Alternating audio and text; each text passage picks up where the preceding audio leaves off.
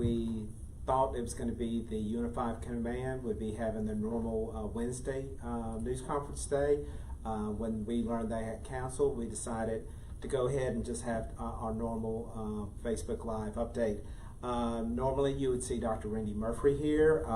Because this was not planned, she was actually in the field doing what she's supposed to do. She is a world-class epidemiologist, so she is out there working with some different departments on our COVID-19 response. Before I get into any numbers and stuff, I'm going to ask Amanda Arnold, who directs our WIC Supplemental Nutrition Services. She has some information for you. Just one moment.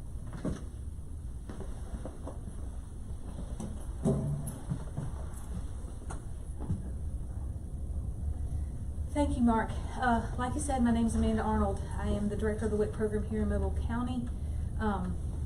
Just a couple of updates for everybody. As y'all know, we have, since the COVID-19 response started, WIC's response was to do a lot of our certifications and our appointments over the phone so that you guys don't have to get out and get your sweet babies and children out and stay home as much as possible. So we are allowed to continue that through the month of June. So it was to end the end of this week, but now they've extended it to the end of next month. So please, if you have a WIC appointment, if you are needing formula, or if you've just had a baby or just found out you're pregnant, please know that we are still here for you. You will just call any of our clinics and they can talk you through that. So please be aware that we're here for you. Another thing that normally happens this time of year is our income guidelines are set again by the federal government. They're normally out, but they have not been. So we've been authorized to continue our current income guidelines. If you have any questions about if you meet the income guidelines, please call any of our clinics. One of the main numbers we have here is 251-690-8829. Again, that's 690-8829. We'll be glad to kind of check with you, see if you meet our income guidelines and other WIC requirements. So again, WIC is open, we are here, we're ready to talk to you on the phone. So give us a call and we can get everything taken care of that way. Thank you so much.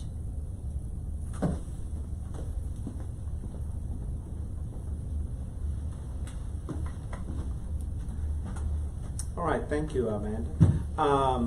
Because today's segment was not planned, Dr. Murphy did not have the opportunity to answer the questions from the media and our Facebook fans, so those will be held over until tomorrow. But I did want to give you the basic statistics that we normally be going out. As the latest numbers from the Johns Hopkins University website, for worldwide cases, we're at 5.6 million. For cases in the United States, just under 1.7 million. Worldwide deaths, we're at 352,674 deaths in the United States, 99,674. And from the Alabama Department of Public Health website, we've got 15,775 cases in Alabama and 581 deaths. Now for the patient characteristics information that Dr. Murphy and her team put out each day. This morning for Mobile County, we're at 2,064 cases. Of those, 227 have been hospitalized, and 112 Mobile County residents have died from COVID-19. We're at 15.6% of those were healthcare workers who have been affected. 14.9 are residents of long-term care facilities, and 7.9 are employees of long-term care facilities. I won't run through all the other demographics.